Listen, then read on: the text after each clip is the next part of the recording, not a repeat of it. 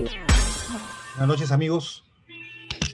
Buenas noches con todo, qué gusto verlos a la mayoría. Disculpen que me haya demorado en conectar. Qué gusto verlos. No podía dejar de Hola, hablar con Eddie, él. gusto verte. Buenas ¿Cómo noches, están, Eddie. amigos? Un gusto verlos. Gracias por su Buenas noches. Buenas noches, Eddie. Hola, Eddie. Buenas noches. Buenas noches, Eddie. Hola Eddie, buenas noches. Buenas noches, Eddie. Gracias, amigos. Me alegra verlos y gracias a Dios, como les compartí el mensaje. Gracias a Dios, en proceso de recuperación. Y bueno, hoy día es un día especial, Viernes Santo. Así que también pensar de que es un día de fiesta muy importante para nosotros los creyentes. Y de repente en algún momento de la sesión o ahorita antes de que empiece Julio a hacer un pequeño minuto de silencio por toda la gente que está viviendo un momento difícil por esto de la enfermedad de COVID y también por la pasión de nuestro Señor Jesucristo. El día viernes Jesús dio su vida por nosotros. Sabemos que gracias a esa ofrenda tan grande que hizo, nosotros podemos tener vida eterna.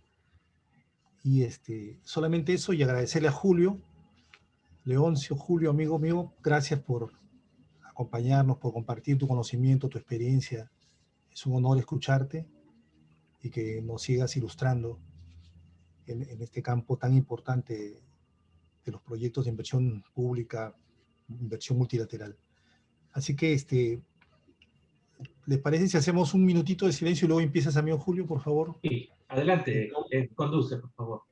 Sí, vamos a hacer este minuto de silencio. Entonces voy a poner mi cronómetro por todas las personas que han sufrido por esta enfermedad y que están sufriendo y que están muriendo en el mundo, para pedirle al Señor y a la Virgen que los ayude, que intervenga, que interceda, que su pasión no ha sido en vano, que hay vida más allá de esta vida que tenemos en este mundo, ¿no? Entonces empezamos.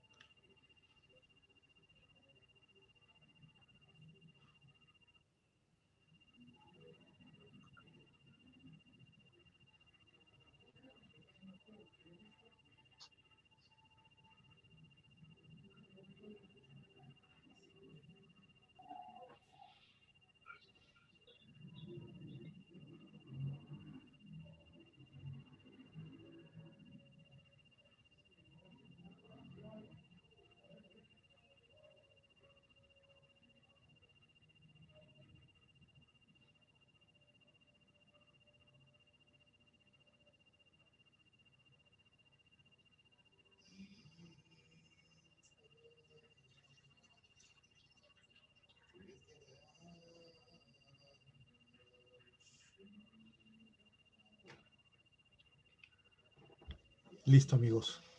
Gracias por sus oraciones. Y ahora sí, amigo Julio, por favor, empieza tu presentación magistral. Estamos listos para escucharte. Muchas gracias. Bueno, muy buenas noches con todos. Muchas gracias, Eddie, por la generosa presentación. Mi nombre es Leoncio Julio Ugarte Guerra.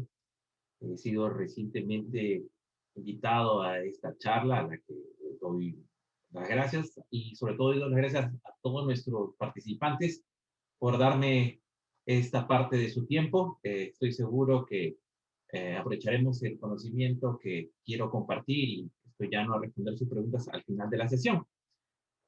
Voy a tratar en esta ocasión sobre las salvaguardas ambientales en los proyectos de inversión multilateral. ¿No? Es un tema que da para mucho. Me he centralizado básicamente en las salvaguardas ambientales dentro del marco de inversión pública con fondos multilaterales, es decir, con los bancos de desarrollo mundial, ¿no? Entonces, voy a iniciar.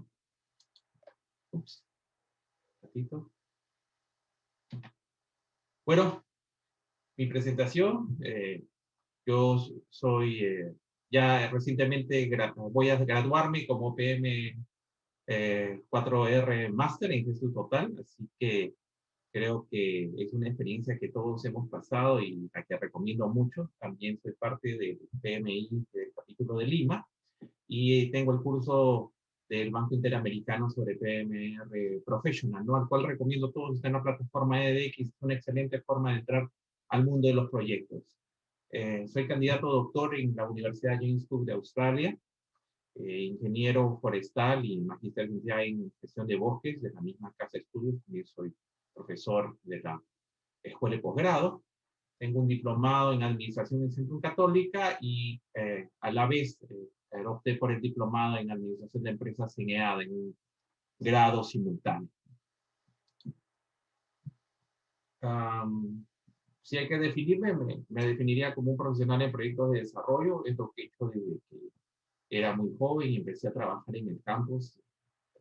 He trabajado dentro del marco de proyectos con varias financieras, tanto de Japón, Estados Unidos, Alemania, y organismos multilaterales como la CAF, Banco Mundial, el BID. También he sido consultor tanto en el sector público como en el sector privado. Me gusta la docencia, es una actividad que disfruto. He sido invitado a diferentes charlas, básicamente en el tema de bosques. Yo me he formado como genetista forestal. Ustedes dirán qué es eso, y es básicamente seleccionar los árboles para que crezcan más, mejor y en menos tiempo, ¿no? Entonces eso da una rentabilidad a la plantación. Actualmente soy coordinador de un proyecto financiado por el Banco Mundial. Es el mejoramiento de los servicios de apoyo al aprovechamiento sostenible de la biodiversidad de los ecosistemas en el paisaje forestal en los distritos de Raimundo, Tahuanía y Cepao, que es la provincia de Atalaya, departamento de Ucayali. Y gracias a este proyecto he tenido que revisar toda la arquitectura de salvaguardas del Banco Mundial, entre otras cuestiones más financieras y operativas. Las voy a explicar en detalle durante esta charla. Y bueno, actualmente dentro de esa posición también soy consultor del Programa Nacional de Conservación de Bosques para la Mitigación del Cambio Climático del Ministerio del Ambiente, ¿no? Entonces, esa posición recientemente es la que estoy ocupando. Durante muchos años he trabajado en el Ministerio de Agricultura, donde realmente me he formado y bueno, es una experiencia gratificante pasar a otro sector con el conocimiento que uno tiene, ¿no? Así que vamos por la parte más sencilla, vamos a dar nuestro marco conceptual en algunas definiciones básicas, ¿no? ¿Qué son las salvaguardas? Se habla mucho de salvaguardas, tienen una historia bastante antigua, ¿no? Yo diría que las salvaguardas son las medidas de prevención de los daños, y eso ocurre en muchos ámbitos de nuestra vida. Si lo hablamos desde un punto de vista de sostenibilidad, la sostenibilidad, es decir, la capacidad de los ecosistemas, tiene tres dimensiones básicas, ¿no? La parte social, que se refiere a las relaciones con las personas; la parte económica, que es el balance entre flujos financieros y esta relación que tiene con el bienestar; y la parte ecológica, que es el impacto que esa actividad tiene sobre el mundo que nos rodea, sobre el mundo natural, ¿no? Entonces, en este triángulo de la sostenibilidad es donde se ponen las salvaguardas, ¿no? Entonces, son medidas que deben mitigar los impactos negativos de nuestras actividades, de nuestras acciones, ¿no? ¿Cuál es el objetivo? Bueno, lo hemos descrito, pero lo voy a decir básicamente: es tanto la prevención como la disminución de los potenciales impactos negativos, lo que llaman los economistas las externalidades de las intervenciones, lo que no estaba en un modelo. Entonces, tiene que ver mucho con el análisis de riesgos, que es una de las herramientas que vimos en el PM4R, ¿no? En las que circunstancias pueden transformarse tanto en aspectos negativos como en aspectos positivos. Entonces, la salvaguarda tiene por objetivo identificar esos riesgos, minimizar la ocurrencia, y en caso de que pueda ser posible, hacer que el balance, o sea, aumentar los impactos positivos de nuestra intervención y disminuir los impactos negativos o eliminar el riesgo de ocurrencia. Entonces, hay muchos tipos de salvaguarda. Cuando trabaja en agricultura, hablamos de salvaguarda básicamente para proteger el mercado nacional de la invasión de granos extranjeros a precio dumping, ¿no? Entonces, se aplicaba la salvaguarda, que básicamente era una medida comercial, es decir, se aplicaba una sobretasa para no distorsionar los precios nacionales, porque ustedes saben, ¿no? En la agricultura hay una parte que es la seguridad alimentaria, ¿no? Que no es solamente el abastecer al mercado nacional, sino tener la seguridad que esa capacidad productiva se mantiene en el tiempo y que la actividad agrícola tenga cierto incentivo, ¿no? Entonces, Perú es poco competitivo en algunos granos, digamos, por ejemplo, arroz y trigo, ¿no?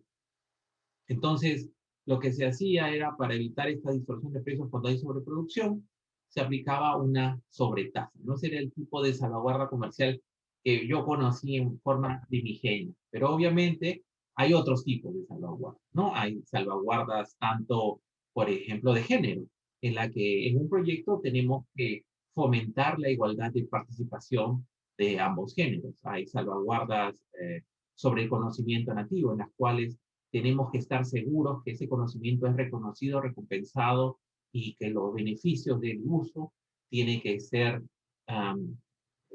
divididos o tiene que haber una participación justa de los beneficios, ¿no? Y obviamente hay salvaguardas sobre la información, que son de las más importantes, en donde cada acción del proyecto tiene que tener un conocimiento previo e informado, ¿no? En el desarrollo de esta charla voy a poner algunas salvaguardas adicionales, pero nos vamos a centrar en las salvaguardas ambientales, es decir, esas acciones de prevención para evitar el daño en el medio ambiente natural.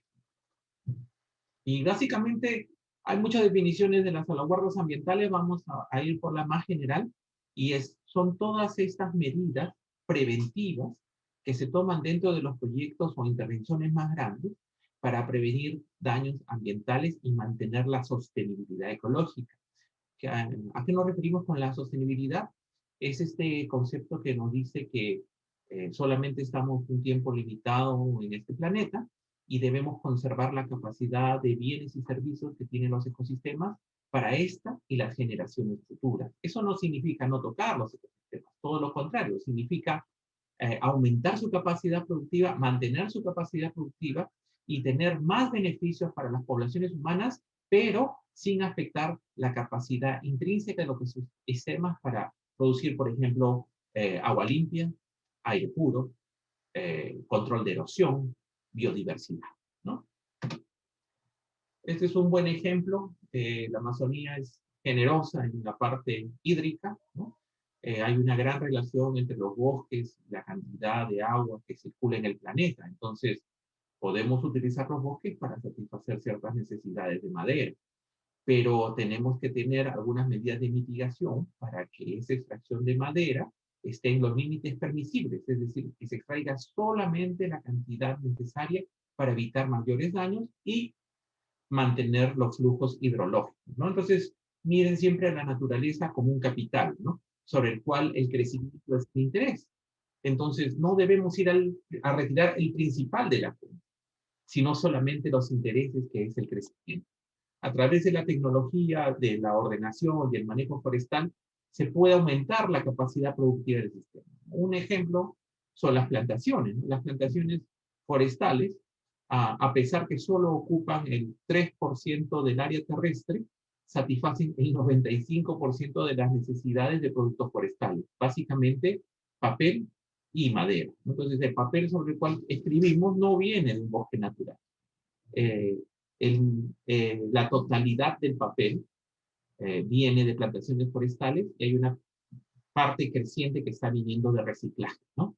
Entonces, hay productos que tienen ciertas certificaciones que podemos utilizar sin ninguna culpa del daño ambiental que procede. Entonces, cuando usen un papel la próxima vez, vean si tiene una certificación ambiental, normalmente es FSC, Forest Stewardship Council, que es el que les puede asegurar que el papel que usan tiene el menor daño, impacto ambiental posible.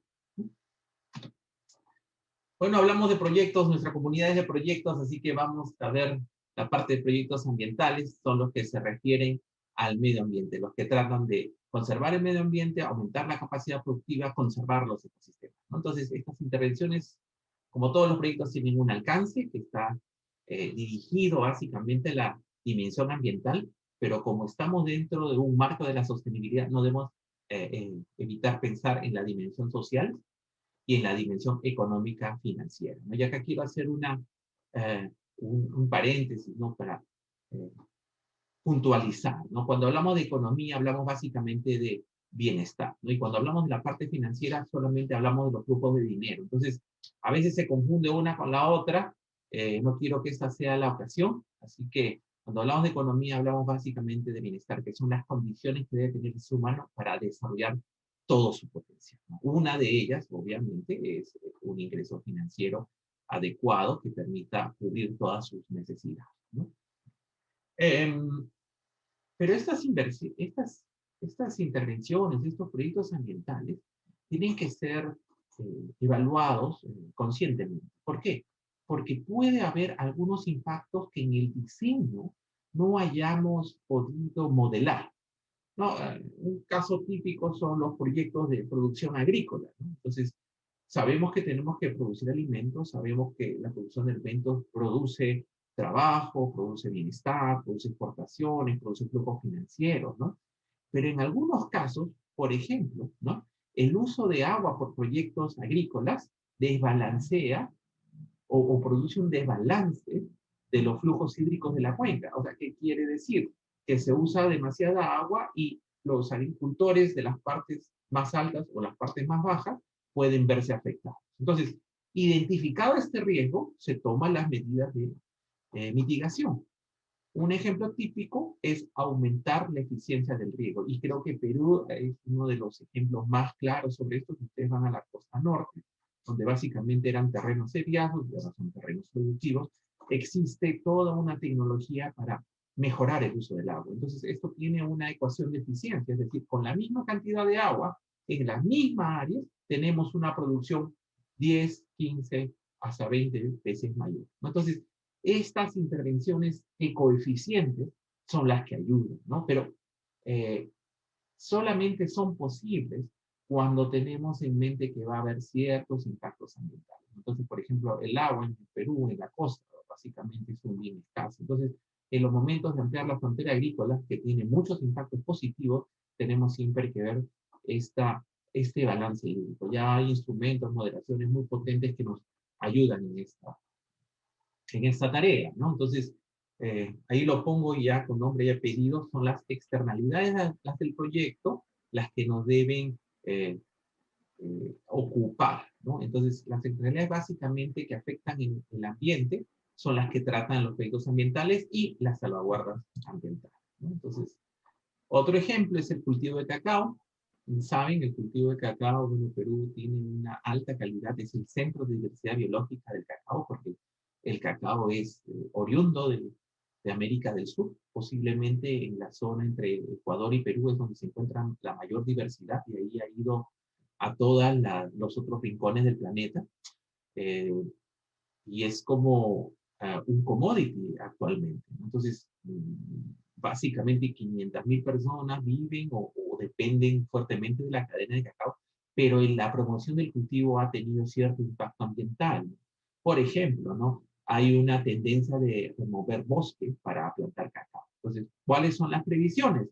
Solamente recomendar o fomentar el cultivo de cacao en las áreas que han sido previamente deforestadas y en sistemas en donde la cubierta forestal se recupere, es decir, mezclarlo con árboles. Entonces, ahí hay una relación gana-gana. Se gana el ambiente, ganan las personas, ganan los flujos financieros, gana el país, gana la sociedad. Entonces, el ejemplo que acabo es muy gráfico, lo vamos a desarrollar y es uno de los cultivos que creo que los dos sectores, agricultura y ambiente, podrían trabajar conjuntamente. Las salvaguardas tienen mucho que ver con el contexto internacional y ese ejemplo de la distorsión de los mercados nacionales por la importación de granos, es uno de los ejemplos más antiguos. Pero no solamente hay salvaguardas en el comercio internacional, ¿no?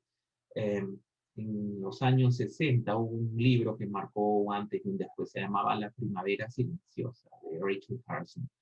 Yo diría que es el inicio del movimiento ecologista. ¿A qué se refiere con este título tan críptico?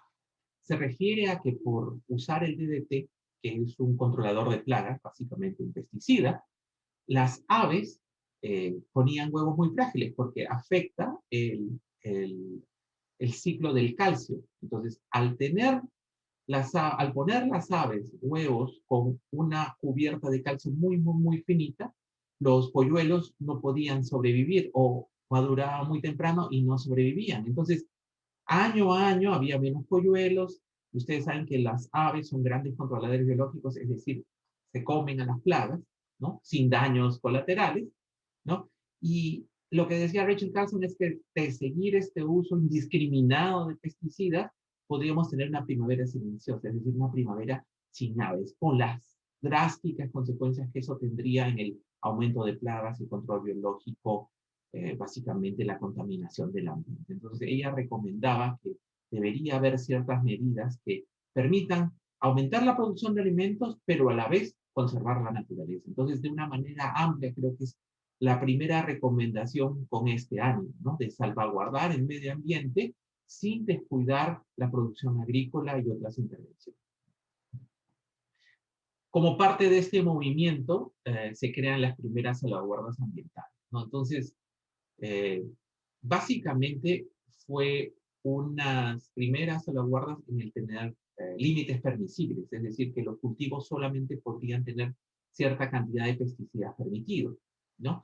Fue el inicio, ¿ya? Ahora, obviamente, todo va más hacia la parte preventiva. Pero lo importante es que para cautelar estas salvaguardas ambientales, en Estados Unidos se crea el primer organismo especializado en estas medidas, en recomendar estas medidas, ¿no? Que es la Environmental International Agency, ¿no? La agencia de la EIA, ¿no? O sea, la EPA, la Agencia para Protección del Medio Ambiente, ¿no? Y la que crea todo este movimiento sobre los estudios de impacto ambiental. O sea, hacemos intervenciones, pero tenemos que medir el impacto que tiene sobre el medio ambiente y a la vez tomar previsiones para que el impacto ambiental sea mínimo y el impacto positivo, social, económico, sea máximo. Entonces, con la creación de la EPA, la Agencia de Protección Ambiental de los Estados Unidos, hay un hito en el cual se le encarga a través de un organismo regulador todo lo que son las salvaguardas ambientales y bueno, de ahí van creciendo en competencias. Obviamente ese ejemplo va cundiendo en todo el mundo y se va multiplicando. No sé si lo conocen, pero este es el árbol del cacao, ¿no? Entonces las mazorcas de un color tan bello destacan en el fondo verde. Entonces esta es, por ejemplo, una de las previsiones que se toman. O sea, si ustedes se dan cuenta, este cacao no está solo, no es un monocultivo. Hay árboles dentro del cultivo de cacao y eso tiene doble beneficio. Primero que al sombrearlo se disminuye la cantidad de riego, se aumenta la diversidad y se aumenta el control de erosión, porque si estuviera solamente el cacao, habría algún peligro de erosión. Entonces son medidas de mitigación que se toman y que obviamente también son costumbre tradicional de algunos pueblos de la Amazonía. Entonces el conocimiento nativo es sumamente importante de recuperarlo, rescatarlo e implementarlo y reconocer, ¿no? Entonces hay medidas de protección ambiental que tienen un nuevo nombre, pero que son prácticas antiguas, ¿no? Y vamos a hablar un poco de los organismos multilaterales. Básicamente un organismo multilateral es una organización en la que hay más de 2 países, ¿no? Entonces, en realidad es una historia muy larga, ¿no? La diplomacia siempre en Europa, por ejemplo, siempre ha habido 2 bloques, ¿no? Desde Napoleón contra los ingleses y las coaliciones, desde la Convención de Viena, que dividió Europa en estados centrales más pro-monárquicos y repúblicas más liberales, ¿no? Entonces, en el contexto internacional siempre ha habido estos grupos de países que se alinean, ¿no? Y básicamente estos organismos multilaterales tenían más que todo competencias comerciales, ¿no? Trataban de fomentar el libre cambio, fomentar la economía, fomentar la competencia. Pero después de la Segunda Guerra Mundial, que digamos fue un punto de quiebre en la historia, porque fue la guerra más destructiva de la historia, Albert Einstein, el científico alemán que dio la parte teórica, construyó la teoría de la relatividad, pero construyó también la teoría del átomo, que fue posible hacer las armas atómicas, decía: yo no sé cómo será la Tercera Guerra Mundial, pero les aseguro que la Cuarta Guerra Mundial va a ser con palos y con piedras, ¿no? Entonces, el nivel de destrucción alcanzado en la Segunda Guerra Mundial hizo posible que todas las naciones quisieran tratar de resolver los conflictos por la vía pacífica. Entonces, parte del multilateralismo actual está basado en esa confrontación. Bueno, sabemos que el mundo hasta hace muy poco está basado en un mundo bipolar, ¿no? El bilateralismo, las potencias orientales por un lado y las potencias orientales por otro, ¿no? Luego del derrumbamiento de la Unión Soviética, tenemos más un mundo unilateral. Pero, ¿qué es lo interesante del mundo bilateral? Es que había dos opciones, ¿no? Y obviamente, eh, la Unión Soviética tenía sus mecanismos de financiamiento y el mundo occidental tenía sus mecanismos de financiamiento. Y después de la guerra, hubo todo un plan financiero para reconstruir Europa, reconstruir los países, ¿no? Y luego de terminar la reconstrucción, estas organizaciones financieras fueron orientadas más hacia el desarrollo social y económico, ¿no? Es decir, estas características que permiten a los seres humanos desarrollar todo su potencial. Entonces, hay importantes inversiones tanto en salud como educación, que tienen toda otra lógica de medición de impactos, indicadores, ¿no? Entonces, lo cierto es que estamos pasando a otro mundo donde el balance se mantiene y ahora el gran jugador es China, ¿no? También China tiene su organización financiera, ya está levantando algunas salvaguardas, pero obviamente en el mundo occidental las salvaguardas están mucho más desarrolladas por toda esta historia de cuidado del ambiente y las consecuencias que eso tiene sobre nuestra vida diaria. Bueno, también está el cacao, ¿no? Entonces, a veces no tenemos muy claro qué tiene que ver la producción de cacao con nuestro bienestar. Y les digo que tiene que ver mucho, ¿no? Porque el cacao cada vez está creciendo a ser un componente importante de las exportaciones de Perú, pero tenemos que salvaguardar que su expansión no sea a costa de los buques, ¿no? Entonces, eh, las salvaguardas que tenemos sobre cacao van a ser un ejemplo interesante en los próximos años, sobre todo porque el cacao produce bienestar porque está basado en producción de pequeños agricultores, ¿no? Son grandes consorcios millonarios que invierten, son muy pocos, ¿no? La gran producción de cacao está en base de los pequeños agricultores, pero los pequeños agricultores también deforestan, ¿no? Pero en vez de tener una actitud, digamos, de cierre o de condenación, lo que podemos tener es una actitud de alianza para demostrar que puede ser compatible la producción de cacao con los beneficios ambientales.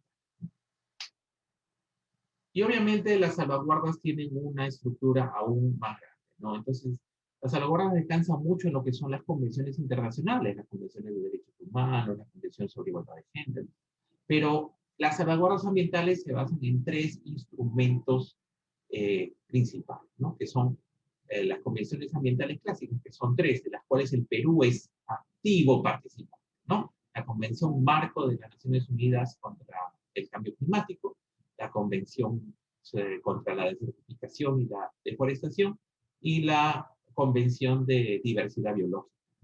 Y Perú es un actor de las tres convenciones y hay razones poderosas detrás de ello. Primero porque Perú es en algunos años el país más biodiverso del planeta en función del número de especies, o también en algunas ocasiones queda segundo o tercero, dependiendo del número de especies que se descubre ese año. Entonces, para Perú es muy relevante conservar su diversidad, porque básicamente de la diversidad depende el bienestar. Un ejemplo, ¿no? Las selecciones de cacao que tenemos ahora son productivas en África, en Asia, porque de aquí procede el material genético, pero con el cambio climático, estas selecciones ya no son tan productivas. Entonces, el recurso genético del Perú puede abastecer a otras latitudes y causar bienestar en otras latitudes, ¿no? En el caso de la Convención de Degradación, no sé si lo saben, pero entre el 50 y el 60% del territorio nacional sufre erosión, ¿no? Entonces, esos deslizamientos, esas erosiones que tenemos en la sierra después de las lluvias, esos periodos cortos de lluvia que ocasionan grandes daños en la infraestructura y en la agricultura, son parte del combate de la erosión. Los antiguos peruanos lograron una agricultura competitiva en base a los andenes, en base a sistemas de riego, ¿no? Esa infraestructura básicamente se ha perdido. Subsiste en algunos lugares, pero la lucha contra la erosión es equivalente a detener la pobreza rural, que es donde, a pesar del desarrollo económico de estos últimos años, los bolsones de pobreza subsisten, ¿no?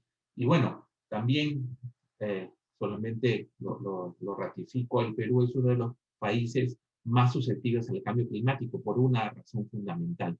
La población se concentra en la costa, que es una franja desértica, y depende del deshielo de los Andes para el agua. Entonces, con el cambio climático, los nevados andinos están en extinción. Y una vez que se extingan, pues ciudades como Lima, Trujillo y Ica, las ciudades de la costa, van a sufrir mucho de agua, ¿no? De hecho, en algunos veranos ha habido escasez de agua. Entonces, en un marco de cambio climático, si no detenemos el cambio climático, esa escasez de agua va a ser crónica y permanente con todos los conflictos que eso acarrea, con todo el impacto en la salud. Yo agradezco a Dios que este año de pandemia no haya habido fenómeno del Niño, ya hemos tenido agua durante todo el verano, ya, pero eso ha sido una cuestión de suerte. Tenemos que tomar previsiones para recuperar o hacer sostenible el abastecimiento de agua de una ciudad que está en medio del desierto y que está por alcanzar los 8 millones de habitantes, ¿no? Y sí, también tenemos uno de los cultivos preferidos, que es el café, del cual dependen muchos agricultores también. Se supone que pueden depender casi 1 millón de agricultores de la cadena de café. ¿Cuál es el problema con el café actualmente? Que debido al calentamiento climático, el café tiene que migrar a alturas superiores, porque son las alturas más frías. Y básicamente es la escalera de la extinción. Va a llegar un momento en que no haya dónde ir. Y el café, en este contexto de cambio climático, reduce su área y su productividad. Entonces, ya hay efectos del cambio climático, tenemos que tomar medidas urgentes. Y bueno, proyectos como este son los que ayudan a detener este escenario, ¿no?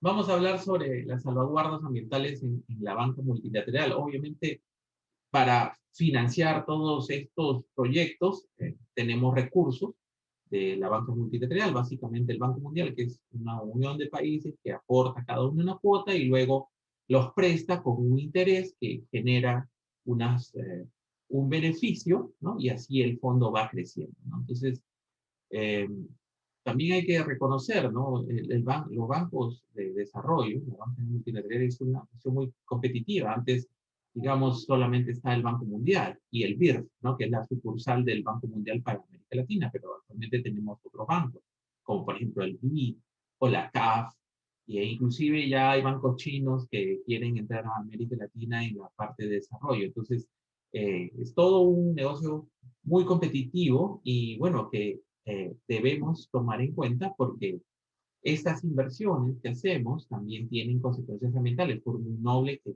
sea el fin. Entonces, lo primero que hay que poner en claro es que esto se basa en un ordenamiento internacional, ¿no? Las salvaguardas son reflejo de las grandes convenciones internacionales. Lo he dicho, la de derechos humanos, por ejemplo, las convenciones de diversidad, de lucha contra la desertificación y la convención de cambio climático, ¿no? Pero se basan también en un principio de soberanía nacional. O sea, el convenio tiene que tener instrumentos nacionales para que sea implementado. Y luego, una vez implementado, se le encarga a un sector la implementación de dichas medidas, ¿no? Entonces, el ordenamiento nacional es sumamente importante para estas implementaciones.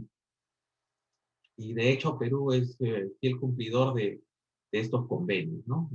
Bueno, sabemos que gran parte de la población peruana es indígena, así que una de las convenciones importantes es el convenio 169 de la Organización Internacional del Trabajo sobre comunidades y pueblos indígenas, ¿no? Entonces, eh, en el marco de este convenio ha habido avances importantes para la inclusión de las poblaciones indígenas, que en muchos casos son preexistentes al Estado Nacional y han contribuido en la creación de la nación peruana con toda su fuerza y potencial y conocimiento. Entonces, el reto de todas estas reglas de juego que tratan de aumentar el bienestar y disminuir los impactos ambientales negativos es la implementación. Eh, en este sentido, aunque se han dado pasos importantes, aún queda un largo camino por recorrer. Entonces, por lo menos en lo que respecta al proyecto en el que estamos trabajando, en el que trabajo actualmente, hemos tomado medidas concretas de implementación que les voy a presentar también al final, ¿no? Entonces, por ejemplo, ¿no? Este es un proyecto financiado por el Banco Interamericano para mejoramiento de la infraestructura agrícola. Dentro de este proyecto se promovió la producción de cacao, pero básicamente este proyecto tomaba en cuenta todas estas salvaguardas ambientales, en las cuales, por ejemplo, no se podía financiar plantaciones nuevas de cacao en áreas donde estuvieran con cubierta boscosa. Solamente se financiaba áreas que ya estuvieran en producción, no áreas nuevas. Se hacía un esfuerzo para financiar la fertilización, que es una de las formas más rápidas de recuperar el capital invertido. Y básicamente es un proyecto muy exitoso porque la capacitación que recibieron los agricultores ha ayudado a aumentar la productividad sin amenazar al medio ambiente. Entonces, ¿es posible trabajar? Es posible. ¿Es posible implementarlas? Es posible, ¿no? Y dentro del marco de implementación tenemos 3 grandes pasos. Básicamente es la prevención del daño ambiental, el combate del daño ambiental cuando este ocurre, son medidas rápidas que se debe tomar, y la recuperación, ¿no? Porque también el medio ambiente, los bosques, por ejemplo, se pueden recuperar. Hay ciclos naturales que pueden ser acelerados. Y bueno, la opción del Perú es la recuperación productiva, es decir, terrenos yermos, terrenos que han sido ya deforestados, por ejemplo, por expansión de hoja de coca, pueden ser recuperados a través de la plantación de cacao mediante la implementación de un paquete tecnológico, es decir, un paquete que incluye fertilización, aradura, diversidad, selección de clones, etc. Entonces, no es posible trabajar una sin la otra. Entonces, recuerden siempre el ciclo de la implementación, ¿no? La prevención, el combate y la recuperación, ¿no? Otra de las cosas necesarias es tener información. Por ejemplo, el Perú es uno de los países que tiene un sistema de alerta temprana en deforestación de lo más avanzado a través de satélites, ¿no? Entonces, la información actual nos sirve para conocer si las medidas que estamos implementando realmente tienen efecto, ¿no? Y bueno, de los últimos reportes de deforestación, las noticias de este último año, bueno, diríamos que tiene un lado positivo y un lado negativo. Lo bueno es que la deforestación no ha crecido, lo malo es que la deforestación se mantiene. Entonces, esperemos que esta pandemia también sea el punto de inflexión para tomar medidas más radicales en contra del combate de la deforestación que causa el cambio climático a través de la quema de bosques que aumentan el efecto invernadero. Entonces, somos muy susceptibles al efecto invernadero, pero también tenemos una cantidad de bosques que pueden minimizar ese efecto, ¿no? Entonces, también hay estándares ambientales, lo que se refiere a contaminación. El Ministerio del Ambiente, desde su creación, ha sido el encargado de dar esos estándares ambientales. Saben que ya ha habido pasos decididos en contra de la deforestación, inclusive dentro de la vía administrativa y penal. Se está combatiendo la deforestación de las grandes empresas y en general se está tratando de disminuir la deforestación de los pequeños agricultores, ¿no? Entonces, seguimos en esta lucha. Hay buenas noticias, pero tenemos que actuar con mucha más velocidad, ¿no? Y dentro de lo que es el daño, también hay programas muy activos de remediación. La remediación es básicamente volver a darle las condiciones a los ecosistemas para que se recuperen y recuperen la capacidad productiva. Un ejemplo básico de remediación son las inversiones que se está haciendo en el corredor minero de Madre de Dios, de los cuales, porque con las condiciones actuales no es posible que se recupere la vegetación. Entonces, se hace todo un tratamiento previo para recuperar, ¿no? Varios de los proyectos de agricultura que tuve el honor de dirigir el año pasado están orientados en este sentido. Entonces, sí hay opciones tecnológicas para la recuperación de estos ecosistemas, ¿no? Y bien, como hablamos dentro de un marco de sostenibilidad, la parte ambiental no puede ser ajena de la parte social. Entonces, dentro de, por ejemplo, las salvaguardas del Banco Interamericano, cuando te presta el dinero para tus proyectos, tú tienes que tener 4 instrumentos básicos, ¿no? O sea, políticas, protocolos y procedimientos para evitar el daño ambiental. Entonces, dentro del primer paquete de medidas, no solamente tienes que ver la parte de afectación ambiental, sino cómo se afectan los pueblos indígenas y originarios, porque obviamente ciertas regulaciones van a tener un efecto, ¿no? Y obviamente dentro de las capacidades que se desarrolla, tenemos que tener en cuenta que, por ejemplo, haya igualdad de género. ¿A qué me refiero? Que las capacitaciones, por ejemplo, son medidas concretas, ¿no? Estén capacitados tanto hombres como mujeres, ¿no? Porque sabemos que el impacto es mayor en las familias si es que se capacita a las mujeres. Y hay otra salvaguarda importantísima que es el acceso a la información. Sé que hay mucha discusión sobre el convenio de Escazú, por ejemplo, ¿no? Pero el convenio de Escazú, en su parte positiva, propositiva, tenía el acceso a la información ambiental de manera que los que se sentían comprometidos podían acceder a esa información. Perú no ha firmado el convenio de Escazú, es posible que no lo firme, pero es una cuestión de soberanía, ¿no? Si el pueblo peruano decide no firmarlo, pues se respeta, no estamos obligados a entrar al convenio.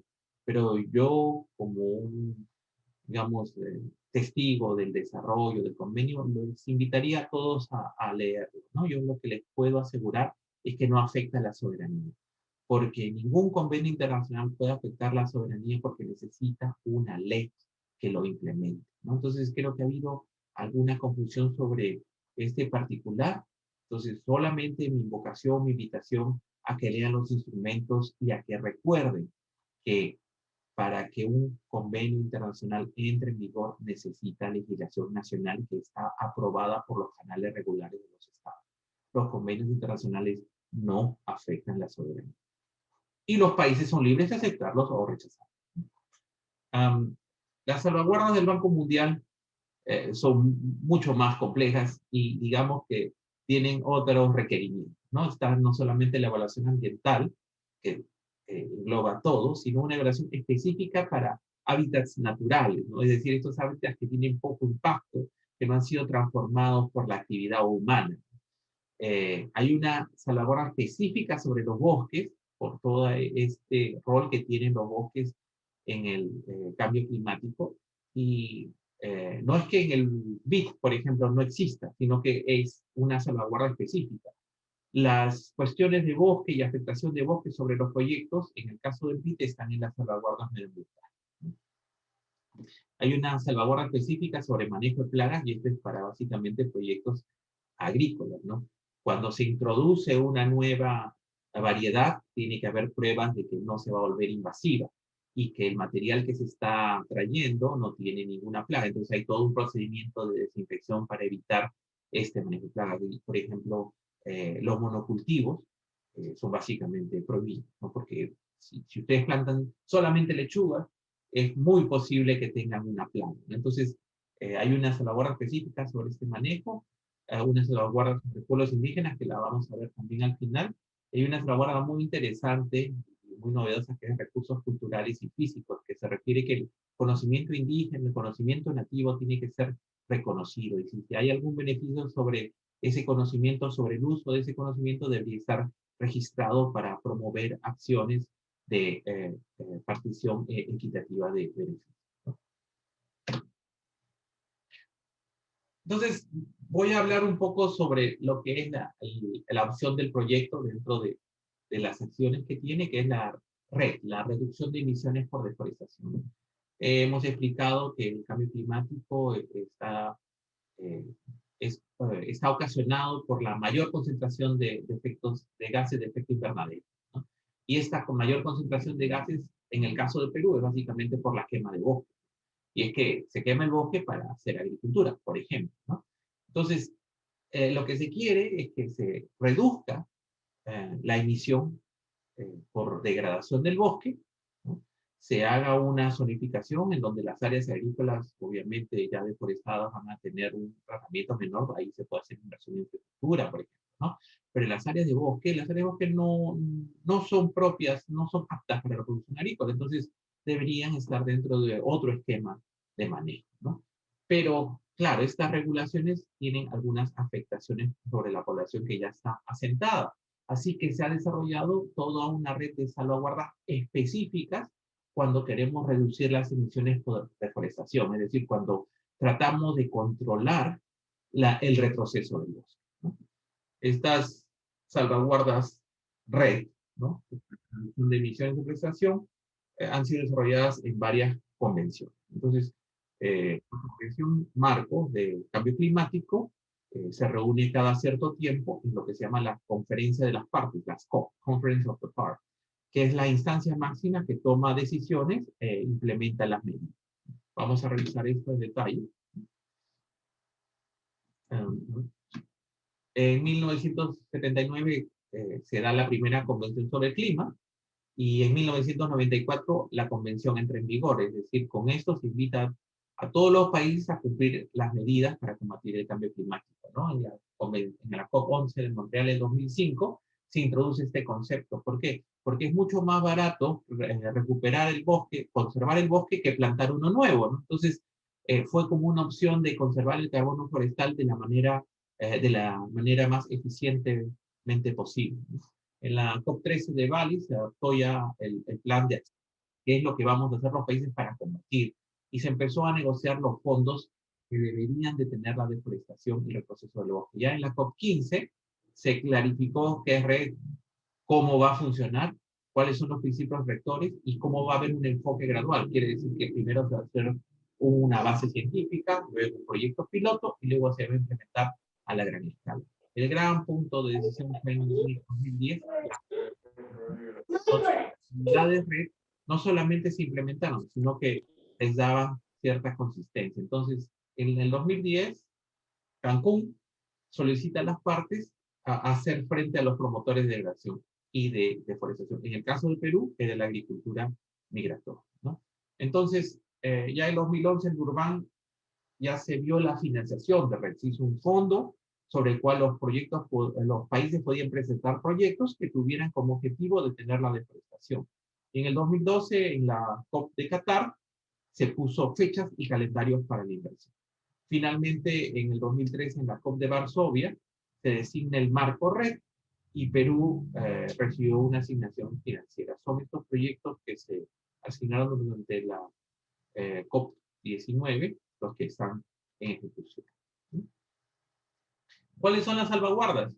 La primera es que debe haber complementariedad entre los objetivos nacionales y las salvaguardas. Es decir, Perú, como objetivo nacional, se compromete a detener la deforestación porque tiene impactos negativos en, básicamente, en la provisión de agua y servicios para las ciudades, ¿no? La pérdida de diversidad biológica, la desertificación del territorio y la afectación de derechos sobre comunidades indígenas, ¿no? Entonces, todos estos instrumentos están basados en este documento, el Perú y el cambio climático, donde explica claramente por qué es importante y prioritario para Perú detener el cambio climático.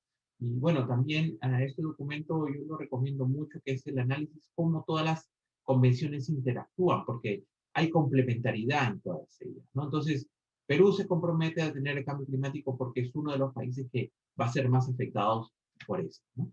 Luego debe haber transparencia y eficacia en las estructuras de gobernanza, teniendo en cuenta la legislación y la soberanía nacional. Entonces, ese es un punto importante, porque la convención no va a ordenar a los países a tomar tal o cual medida. No, es que el país implementa ciertas medidas, ciertas regulaciones, pero con transparencia, para que todos los ciudadanos puedan tener acceso a la información y comprobar que estas medidas son útiles, porque al final las inversiones de inversión pública son patrimonio de todos los peruanos, ¿no?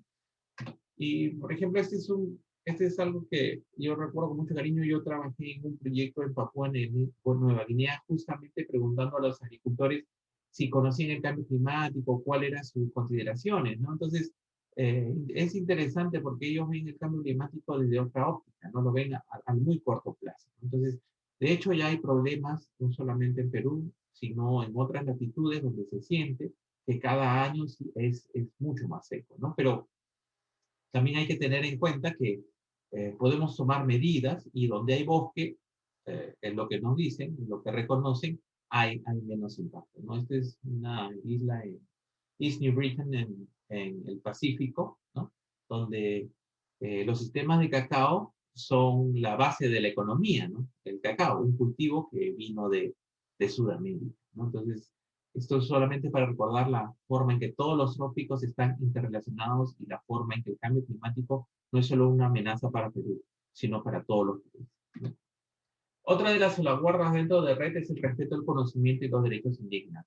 En el Perú, la mayor parte de los bosques está en la selva y las comunidades indígenas son las que usufructan, ¿no? Y es interesante porque es una forma de relacionamiento muy interesante, ¿no? El bosque para las comunidades más pobres es su farmacia, su ferretería, su supermercado, ¿no? Son las comunidades más pobres las que dependen más del bosque. Entonces, tenemos que tener en cuenta esa gran importancia y el respeto que debemos tener por el conocimiento y los pueblos indígenas, ¿no?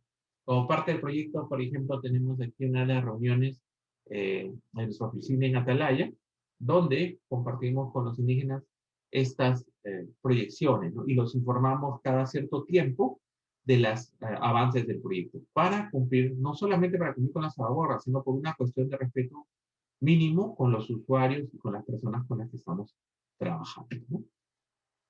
También habla de la participación plena y efectiva de los interesados, pero en particular de los pueblos indígenas, porque son ellos los que habitan el bosque, de acuerdo a los párrafos 70 y 72 de la presente decisión, es decir, de la salvaguarda de Cancún, ¿no? Entonces, nosotros aplicamos esto, nosotros nos comunicamos con las comunidades locales, les informamos cada cierto tiempo de las acciones del proyecto, y tenemos una comunicación fluida tanto de ida como de regreso. También tenemos un sistema en el cual ellos pueden informar o depositar preguntas o quejas, si sea el caso, para resolverlas directamente, ¿no? Otra salvaguardia importante es que todas estas medidas deben ser compatibles con las medidas de conservación. Hablamos de la interacción entre convenciones, la Convención de Diversidad Biológica también lo señala. Entonces, lo que tenemos es que incentivar la protección del bosque, pero como le digo, es la protección entendida como que se debe conservar el potencial productivo. Entonces, siguiendo este ejemplo, nosotros sabemos que hay beneficios sociales de la conservación de bosque y lo que tenemos es que maximizar, ¿no? Por ejemplo, ¿no? Podemos enriquecer a los bosques poniendo plantas que son útiles, cultivando más nueces, poniendo sistemas agroforestales. Esas formas son las que aumentan el valor del bosque y desincentivan la remoción de bosque. Finalmente, tenemos adopción de medidas para reducir el desplazamiento o los riesgos de reversión. Es decir, está bien, conservamos el bosque, pero es este año o durante la vida del proyecto. Entonces, tenemos que asegurarnos que esta conservación se mantenga inclusive más allá de los límites temporales, ¿no? ¿Cómo se puede hacer? Asegurando que el sistema sea productivo, asegurando que produzca y brinde bienestar a las comunidades que lo cuidan, ¿no? No es solamente la protección por la protección, ¿no? Es la protección a través del uso. Y lo que debemos evitar es las medidas de desplazamiento o lo que llamamos nosotros fugas, ¿no? Es decir, conservamos esta porción de bosque en el distrito de Atalaya, pero los que deforestan se van al distrito de Raimondi. Y eso no es porque, o sea, a escala nacional o a escala mundial, el bosque sigue retrocediendo, ¿no? Entonces, esta forma de actuar siempre tiene que tener un contrasentido en que no podemos solo cuidar el bosque en el ámbito en el que estamos, sino tenemos que tener esa proyección de que esta conservación no tenga fugas en otra parte, ¿no? Y solo para complementar, quiero presentar este cuadro en donde se ve la coherencia entre las medidas, ¿no? Estas son las salvaguardas que señala la Convención Marco de las Naciones Unidas sobre el Cambio Climático. Disculpen todas las iniciales, a veces es difícil hacer comprender a los que no estamos totalmente sumergidos en toda este mundo de iniciales, ¿no? Entonces, eventualmente formará parte de un acuerdo legalmente vinculante sobre REC, sobre reducción de emisiones. Entonces, a veces hay contratos con las comunidades que dicen, ya, si tú no deforestas, yo te pago 10 soles por hectárea cada año. Y eso lo puedes invertir en tu proyecto de desarrollo, en mejorar tu escuela, en mejorar tu posta médica, ¿no? Entonces, hay comunidades que tienen, pues, 5.000 hectáreas, 10.000 hectáreas, entonces puedes llegar a ser un monto importante. Toda parte de la convención debe apoyar y promover las salvaguardas de red en sus programas red nacionales. Entonces, aquí también la parte de soberanía, hay un acuerdo que debemos cumplir para evitar la emisión de gases. Sin embargo, hay programas nacionales. Y Perú es un país que ha avanzado mucho en lo que son las salvaguardas nacionales de red. El Ministerio de Ambiente está a cargo de varios proyectos en este particular, entonces podemos estar seguros que las se han empezado a implementar. El STEP, acá le he puesto es Social and Environmental Principles and Criteria. Entonces, dentro de las Naciones Unidas hay un grupo específico que trabaja el tema de red, no solamente para Perú, sino para todos los demás países, y las salvaguardas las pone en un documento que se llama Principios y Criterios Sociales y Ambientales, ¿no? Donde previene los daños de las intervenciones, ¿no? Entonces, espera que los países financiados por el programa ONU-RED en esta primera fase de preparación implementen estas medidas, ¿no? Y también ayuda a asegurar el cumplimiento de las salvaguardas de la Convención con los instrumentos de derechos humanos en el marco de la ONU, el derecho internacional e incluso la DNUPI, que es la Declaración de las Naciones Unidas sobre los Derechos de los Pueblos Indígenas, ¿no? Entonces acá hay toda una concatenación de instrumentos que permiten prever estos daños y evitar la deforestación. También tenemos el SES, que es otro documento que es el Social Environment Standards, o sea, son estándares ambientales que se debe cumplir si quieres acceder a los fondos, pero que es voluntario, ¿ya? Pero te da como una certificación de buen practicante, ¿no? Y ayuda a asegurar los cumplimientos de las salvaguardas y de muchos de los derechos humanos, ¿no? Básicamente es todo lo que se refiere a al consentimiento previo informado.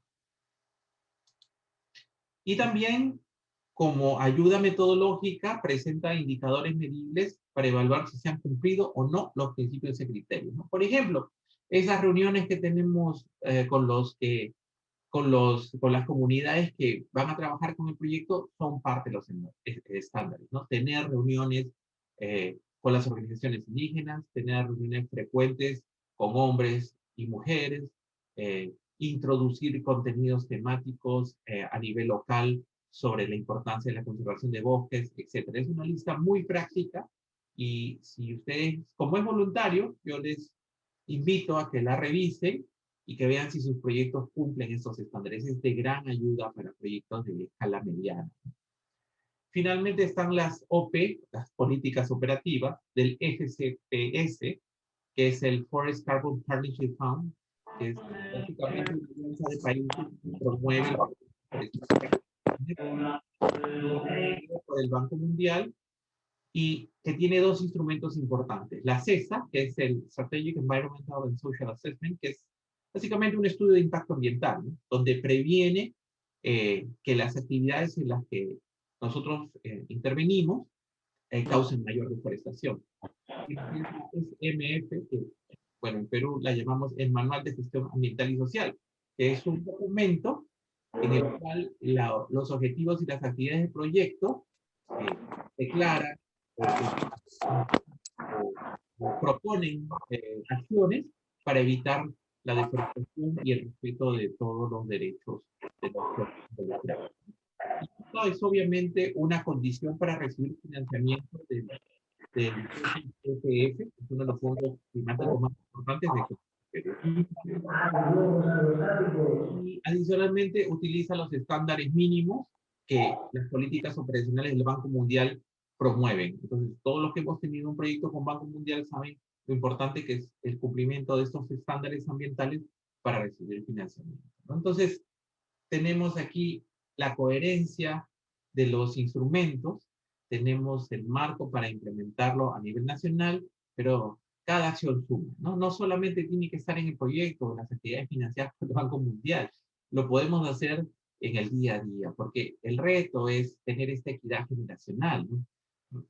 Darle un planeta a nuestros hijos mejor del que recibimos, ¿no? Y en el caso de Perú, yo creo que, bueno, yo ya tengo 50 años, ¿no? El país que ahora veo no es el país que recibí cuando era joven. Entonces yo, bueno, creo que todos podemos estar orgullosos de la reducción de la pobreza, de la reducción del analfabetismo, ¿no? Pero también seamos conscientes que ha sido a costa de un gran costo ambiental.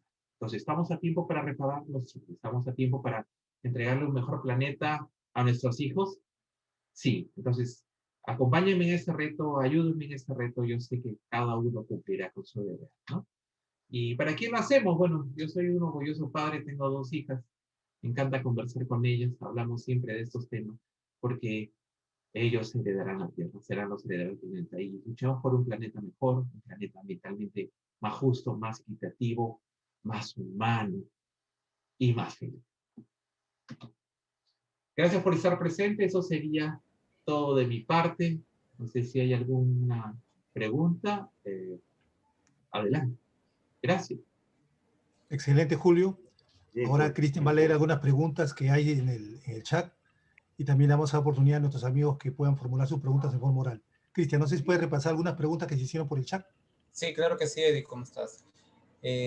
Aquí tenemos una pregunta. Buenas noches. Por favor, ¿puedes repetir nuevamente el nombre de la certificación para adquirir el papel sostenible?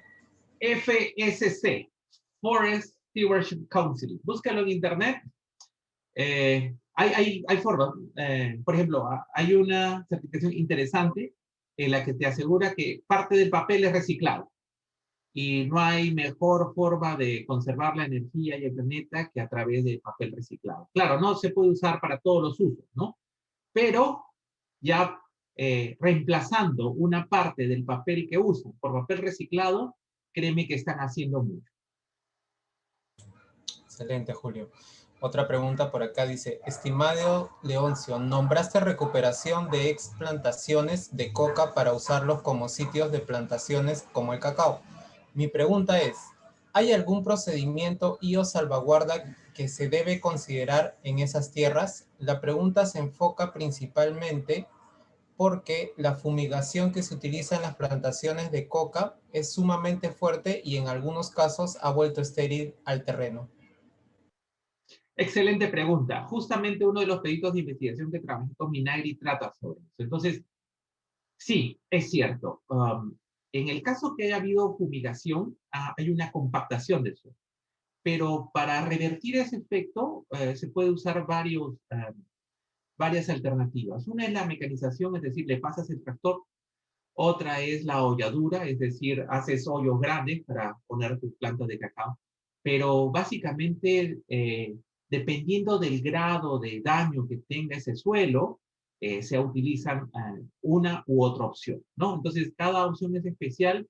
Yo, por ejemplo, lo que pensaría es que con una obviación y una fertilización orgánica fuerte, sería posible recuperar la producción. Pero obviamente hay una labor de recuperación que cuesta, pero la inversión vale la pena, ¿no? Si, bueno, o sea, a través de Cristian me pueden escribir la consulta por correo y yo encantado de responder esas clases de consultas técnicas completamente gratis, por si acaso, no hay problema. Gracias, Julio. Otra consulta dice, ¿quién o quiénes monitorean la ejecución de los planes y verifican la vinculación entre el plan nacional, el plan de sector y el plan institucional? Muy buena pregunta. Creo que él debe trabajar en el sector público. Sí, hay instrumentos, ¿no? Por ejemplo, cada sector tiene que reportar a la convención, por ejemplo, ¿no? Sus logros a través de un reporte anual. Esta, como vieron en uno de los slides que presenté, por ejemplo, la tercera comunicación es la que reporta a la convención sobre esos logros, ¿no? Entonces, cada cierto tiempo se manda una comunicación con información basada en evidencia de los avances a los que se ha comprometido el país, ¿no? Por ejemplo, el Perú tiene un sistema de monitoreo muy bueno para la deforestación. Pueden revisarlo en la página de MINAM o en la página de CERFO, y ahí te da un reporte al día de cuánto ha retrocedido el bosque por año desde el 2010. Hay mediciones muy precisas y, por ejemplo, ahora estamos haciendo un estudio de cuáles son los factores que aceleran la deforestación. Y el factor que más acelera la deforestación, preliminarmente es el análisis, es la apertura de nuevas carreteras. Entonces, estos reportes en forma anual y luego unidos entre todos los sectores, se presentan a la convención y la convención, pues, a partir de la COP, toma algunas medidas, tanto correctivas como recomendaciones, o también de inversión para disminuir los impactos. Sí. Excelente. Otras preguntas por acá. ¿Cuál consideras son los mayores retos a futuro? ¿Qué buenas prácticas nos podría recomendar para consideración? Voy a hablar a título totalmente personal, ¿no? Y obviamente debe haber más. Yo creo que la educación ambiental, foros como este, en donde cada uno puede cumplir con su deber, con cosas pequeñas, ¿no? Por ejemplo, podemos disminuir mucho nuestra emisión usando bicicleta, porque imagínense, ¿no? Para ir a comprar pan, a veces vamos en auto, un auto grande, con 3 asientos vacíos, solo el piloto, cuando podríamos hacerlo en bicicleta o podríamos hacerlo a pie. Si, por ejemplo, toman ustedes café o mucho café, yo justamente estaba en el trámite de patentar una caja de compost para café. Lástima, ya me encontró la pandemia, pero lo voy a retomar pronto. Si ustedes, por ejemplo, pueden hacer una compostera en casa, pueden ver en videos de YouTube, etcétera, una forma muy fácil, con cuatro o tres baldes de pintura, pueden hacer una compostera y esa compostera, una vez que recuperen la materia orgánica, agregarla a su jardín, agregarla a su parque, evitar más emisiones, ¿no? Pueden ayudar mucho, por ejemplo, cuando evitan esa costumbre de usar y botar. Me refiero a celulares, baterías. Usen baterías recargables en vez de baterías no recargables, por ejemplo, ¿no? Entonces, hay toda una cultura que ahora estamos viviendo, la cultura de reciclaje, de la ecoeficiencia. Si están realmente comprometidos con la causa, que es la causa de todos, infórmense. Vayan a YouTube, vayan a las páginas de ecoeficiencia. El Ministerio del Ambiente también tiene algunas buenas prácticas, pero todos podemos contribuir un poquito. Y si todos contribuimos un poquito, esto va a ser un gran movimiento. Excelente. Dice, en Honduras lastimosamente el método utilizado es por medio de minas. La misma pregunta realizada por Laura. ¿Cuándo es así tiene posibilidad el suelo de rehabilitarse? Bueno, hay procesos naturales, porque como le decimos, ¿no? La sostenibilidad es usar el medio ambiente natural, pero sin afectar su capacidad productiva, ¿no? Entonces, como les digo, es como tener una cuenta en el banco. Ustedes solamente cojan los intereses y entonces el capital natural se mantiene. Pero Honduras es una tierra fértil. Por ejemplo, la ventaja de Honduras y de Centroamérica es que los suelos son volcánicos y son muy ricos, ¿ya? Entonces, ¿cuál sería la opción? Yo pensaría que habría que hacer un análisis, pero la secuencia de descompactación con mecanización, recuperación de la cubierta vegetal a través de hierbas, herbáceas, arbustos y árboles, es la secuencia natural. Entonces, la naturaleza se recupera de esa manera, ¿no? Y la fertilización, que es otra de las opciones, ¿no? Pero cada parte es especial. Y una experiencia que siempre cuento que es muy graciosa, como les comenté, yo estudié en Australia, ¿no? Entonces, pero viví mucho tiempo en la selva amazónica. Entonces, cada vez que voy a Centroamérica, yo me quedo maravillado del potencial del suelo volcánico riquísimo, ¿no? Y en Pucallpa, obviamente, el suelo es laterítico. Como llueve mucho, todos los nutrientes se han ido. Y cuando ustedes remueven el bosque, el suelo es rojo y súper pesado, ¿no? Entonces yo decía, pucha, qué bárbaro. ¿Cuándo encontraré un suelo peor que este? Y lo encontré en Australia. O sea, como Australia es un continente tan antiguo, no solamente el suelo es laterítico, o sea, de arcilla, rojo y lavado, sino que está compactado. Entonces parece una loseta. Pero aún así hay vida, viven los canguros. Obviamente, como la productividad es baja, se necesita grandes áreas, ¿no? Y el área agrícola de Australia solamente se encuentra en las partes cercanas a los ríos, ¿no? Resumiendo, ¿no? Creo que los suelos en general de Centroamérica tienen mucha más oportunidad que otros suelos como los suelos amazónicos. Pensaría que esa secuencia de descompactación y fertilización podría ser un inicio, ¿no? Pero cada caso es especial, pueden consultarle a los expertos locales que seguramente lo podrán explicar con más maestría que yo, pero quiero asegurarles que debe haber una solución. Excelente, bueno, aquí tenemos un comentario, dice, el problema con el uso de la bicicleta como medio de transporte alternativo, por lo menos en Honduras, es el problema de la seguridad vial y de la seguridad ciudadana. No solamente en Honduras, estimada, aquí también. Sí, es cierto. Pero justamente, pues tenemos que volver a nuestras ciudades más humanas, ¿no? Yo les aseguro, en Londres, en la Revolución Industrial, no era seguro caminar en bicicleta, ni siquiera a pie. Pero poco a poco las ciudades se han ido civilizando, ¿no? Y hay muy buenos ejemplos de cómo las ciudades se han transformado de, digamos, dependientes del automóvil a dependientes del transporte público o dependientes de la bicicleta. Y claro, la bicicleta no es la solución para todo, ¿no? La bicicleta es solamente una solución para distancias cortas y medias, ¿no? Y obviamente va a haber momentos en que tengamos que usar un auto. Pero es lo que les digo, tratemos de evitar la emisión en lo que se pueda.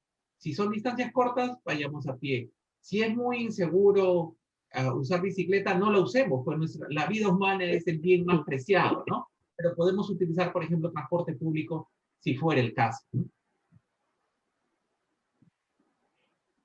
Excelente, Eddie. Vamos con las preguntas. Creo que Carolina tiene... Yo también tengo una pregunta. Sí. Le damos paso primero a Carolina, por favor, y de ahí continuamos con Jorge. Muchas gracias. Gracias. Primero, felicitarte, Julius. Hemos trabajado juntos y realmente ahora estás en MINAM, lo cual de alguna manera me debilita, porque siempre habíamos sido un equipo. Me da mucho gusto, sin embargo. Pero seguimos en inversión pública y te debes a un proyecto de inversión pública con una estructura de financiamiento, con una multilateral en este caso. Creo que estás con el Banco Mundial, si no me equivoco. Sí, World Bank.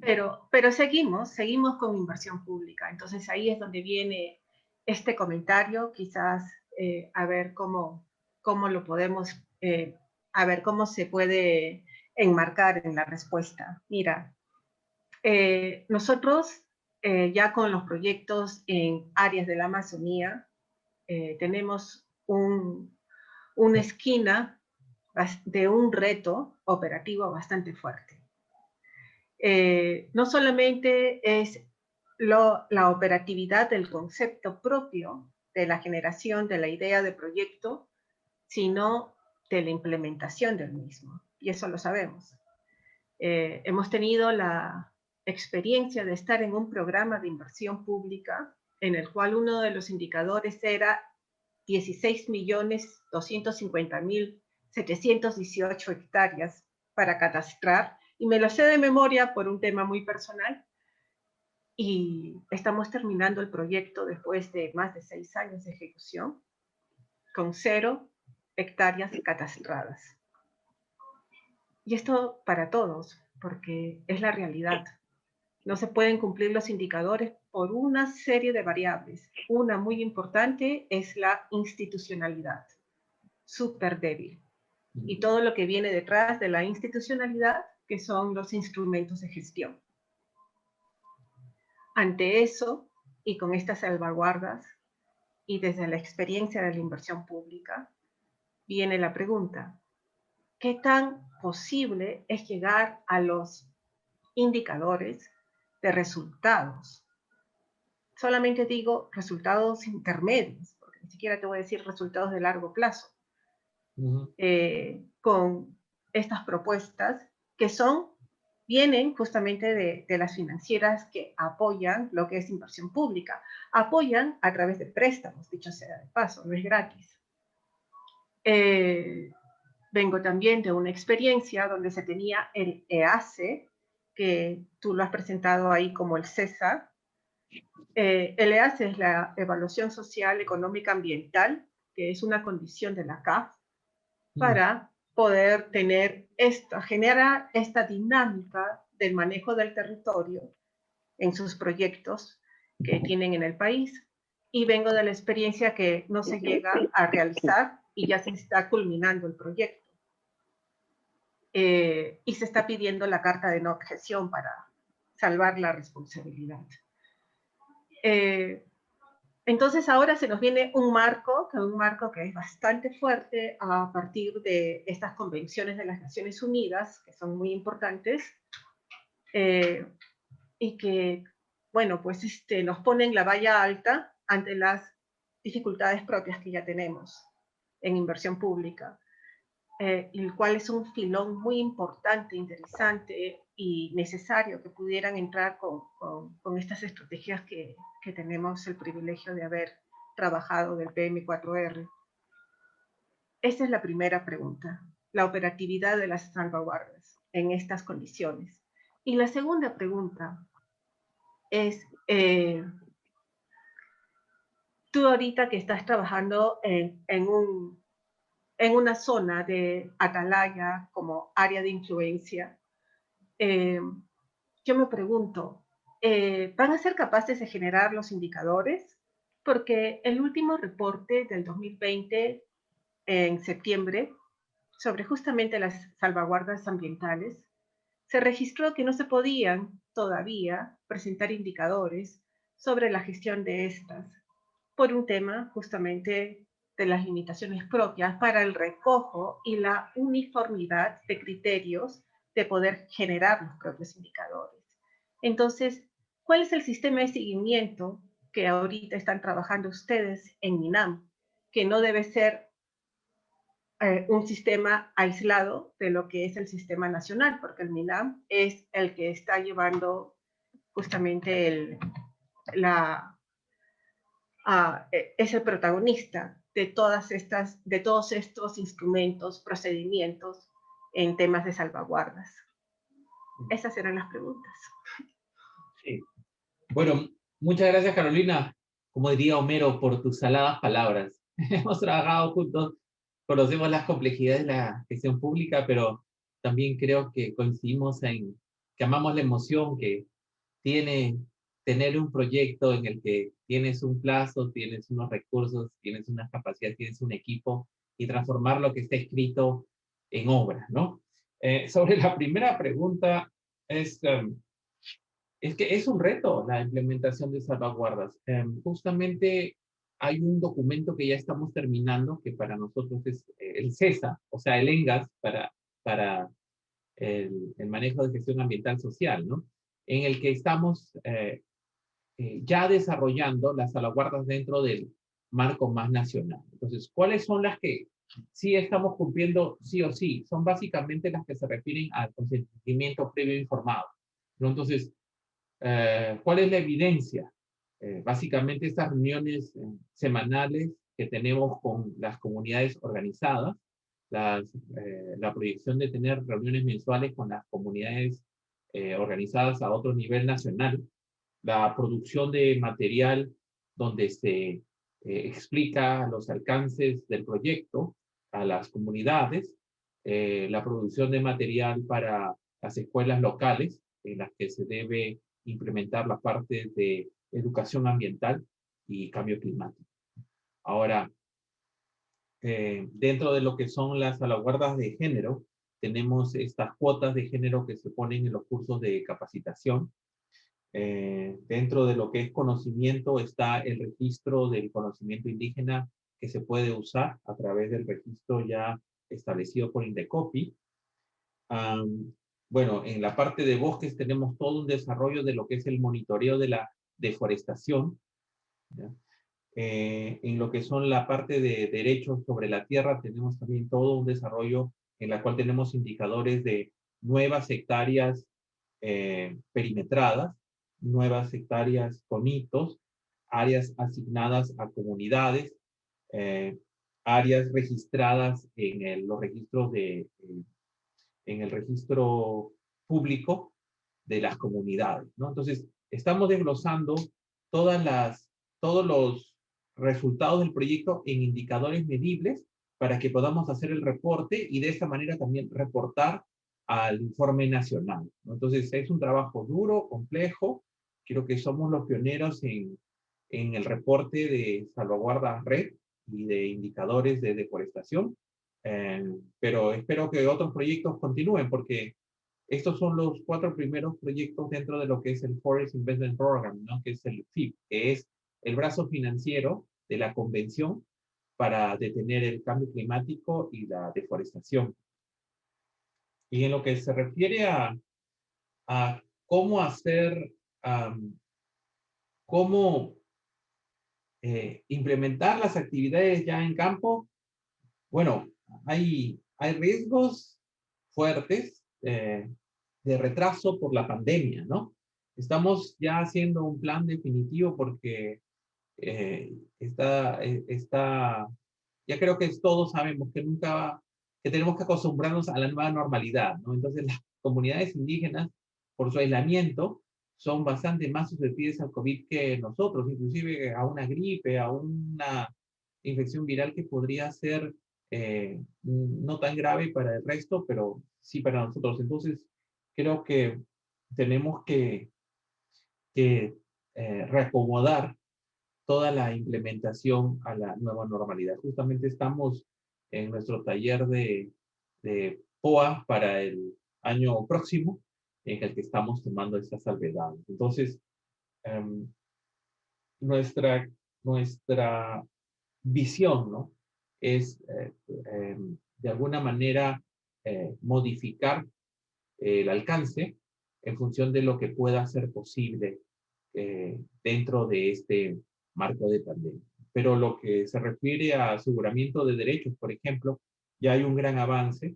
Estamos usando personal local, o sea, no está yendo personal de Lima para allá, sino personal de Atalaya es el que se está ocupando básicamente de toda la implementación. Es difícil, no hay mucho personal con las capacidades, pero los estamos entrenando y estamos tomando otras previsiones para alcanzar los resultados en el tiempo y con los recursos que tenemos a disposición. Pero como bien dices, pues, sigue siendo un reto.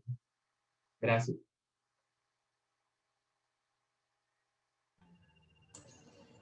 Gracias, Julio. Adelante, Jorge. Gracias, Cristian. Julio, ¿cómo estás? Felicitaciones por la presentación. Yo me quería referir al tema de un capítulo que ha sido muy importante para el país el año pasado, o mejor dicho, durante la pandemia, de un sector que felizmente se ha defendido, que es el tema de la agroexportación. Y la agroexportación en nuestro país, ¿no? Fundamentalmente está conformado la cadena de valor por pequeños agricultores que alimentan o dan o entregan sus insumos a los grandes exportadores o a los medianos exportadores, ¿no? Y esto está dentro del marco de los tratados de libre comercio. Y si hablamos del tema de las salvaguardas que tú has mencionado, ¿qué tanto podría esto traer, digamos, yo no diría un aspecto negativo, sino algún inconveniente, ¿no? Respecto a este sector agroexportador, ¿no? Respecto a las exportaciones me refiero? Sabiendo, claro está, que la OMC, ¿no es cierto?, mencionó en su última reunión que tenía 32 preocupaciones comerciales relacionadas con el medio ambiente, ¿no? Y dentro de ellas 10, ¿no?, relacionadas con el control de sustancias, básicamente las que tú has mencionado, ¿no? En ese sentido es que un poco va mi pregunta, ¿no? ¿Qué tanto esto podría ralentizar o traer un poco más de inconvenientes o, por no decir, no quiero usar la palabra problemas, pero la idea es que el sector agroexportador es muy dinámico, ¿no? Y como te digo, con resultados de pandemia, ha sido uno de los sectores que mejor comportamiento ha tenido en el 2020. Eso es. Sí, gracias, César. Mira, realmente es un reto responder a esta pregunta, ¿no? Creo que No, todo a Cecilia Montes. sector agroexportador, uno de los motores de economía en los últimos años y lo seguirá siendo, ¿no? Lo que sí veo es que en este contexto de cambio climático, lo que ha optado el sector agroexportador es por cambiar de cultivos que utilizan menos agua. Entonces, está aumentando la eficiencia del riego y, sobre todo, está promoviendo el uso de nuevas especies con nuevos mercados, ¿no? Entonces, la diversificación, como en los instrumentos financieros, disminuye el riesgo. Entonces, me parece que eso es una del marco general en la inversión en agroexportaciones, ¿no? La otra cosa es que ellos minimizan el riesgo al cambio climático viendo nuevas variedades que se acomoden a temperaturas más altas con menos agua. El riesgo más bien es para los más pequeños, ¿no? Como lo decía, ¿no? Café y cacao, que son las exportaciones, bueno, eran no tradicionales, ahora ya están empezando a ser más tradicionales, son las que corren más riesgo. La parte de la infraestructura, aunque es, digamos, de la gran inversión, toma previsiones para que la productividad se mantenga. Más bien, es el reto de cómo el sector va a atender a estos pequeños que posiblemente sufran más las consecuencias de daños irregulares. El gran problema con la gran agroindustria, que proporciona trabajo y obviamente tiene cierto control de las autoridades ambientales, respeta los límites permisibles, hay certificaciones que los mismos mercados le imponen, es básicamente el riesgo de infraestructura, ¿no? Se ha visto en el Niño, los fenómenos del Niño posiblemente sean más frecuentes debido al cambio climático, entonces hay que tomar previsiones para proteger la cuenca alta. Entonces, una de las principales previsiones que podemos tomar es reforestar la cuenca alta para que toda esa agua adicional que viene de los deshielos pueda ser usada para recuperar las cuencas altas del bosque y mejorar el ciclo hidrológico, ¿no? Esa es una de las opciones que Minagri está desarrollando y que yo espero que en los próximos años ya se vean los resultados. Pero actualmente sigue siendo un riesgo, ¿no? Gracias. Gracias. Adelante, Eddie. Amigos, si no hay más preguntas, simplemente agradecer a nuestro estimado Julio por esta magistral presentación con un tema tan importante como las salvaguardas ambientales, sobre todo en los proyectos que requieren fondos pues, de entidades multilaterales como el Banco Mundial, el BIC y todas estas entidades financieras. Realmente ha sido muy bueno tu tema, Julio, gracias. Gracias. Y seguir invitándolos a todos. Julio, sí, te escucho. Bueno, ante todo agradecer la paciencia y su asistencia. Por favor, si hay alguna consulta adicional, yo encantado de poder responderlo. Le pediría a Cristian que le pase mi correo. Y seguirlos invitando a estos viernes que, bueno, siempre nos encontramos, la comunidad de proyectos crece. Hay como lo comenté alguna vez, hay una gran demanda de estos instrumentos en el sector público. Esperamos hacer, pues, una masa crítica para hacer la revolución. Y también anunciarles que le he pasado un borrador a Eddie y al comité editorial de la revista, justamente desarrollando este tema de forma de texto con más referencias y que espero pues que salga a la luz pronto. Por mi parte, eso es todo, agradeciéndoles otra vez su gentil asistencia y esperando verlo pronto en este escenario. Muchas gracias. Gracias, Julio. Así que amigos, muchas gracias a todos por estar nuevamente con nosotros. También les he puesto por si acaso un mensaje que envió Sandro en el grupo de Global, donde nos presentan la segunda edición de la revista Proyectos.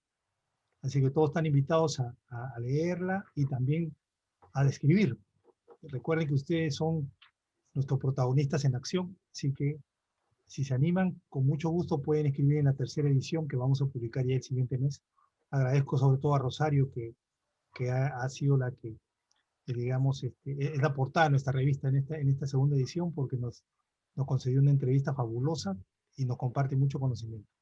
Gracias, Rosario, y gracias a todos ustedes que han escrito por su apoyo en esta, digamos, en esta iniciativa que el único objetivo que tiene es promover el conocimiento y también darlos a conocer a ustedes, que son los protagonistas en acción, ¿no? Protagonistas del desarrollo, de los proyectos que pueden cambiar nuestros países. Muchas gracias, amigos, y nos vemos la próxima semana. Tenemos el miércoles una invitación para ver la presentación de la nueva edición de la guía PM4R Ayay, y el día viernes ya el tema que nos toca correspondiente, digamos, a la semana, como está programado, y Cecilia va publicándolo siempre digamos, en su momento. Entonces, hasta la próxima semana, amigos, que pasen unas felices Pascuas de Resurrección. Y la foto, vamos a subir. Por favor. Un ratito. Ya. Ahora sí. Ratito verde. Ya está, ahora sí. Vamos, Cristian, tú mismo eres. A ver, amigos, si pueden activar sus cámaras por ahí. Margot, Ricardo. Ibu. Ya estamos. Siguiente, 1, 2, 3. Listo, amigos. Muchísimas gracias. Dice Pascuas, amigos. Pásenla bonito. Un abrazo a todos. A todos. Gracias a todos. Gracias. Buenas noches a todos. Bye bye. Gracias. Buenas noches para todos, gracias. Chao, amigos, chao. Nos vemos. Ánimo. Muchas gracias.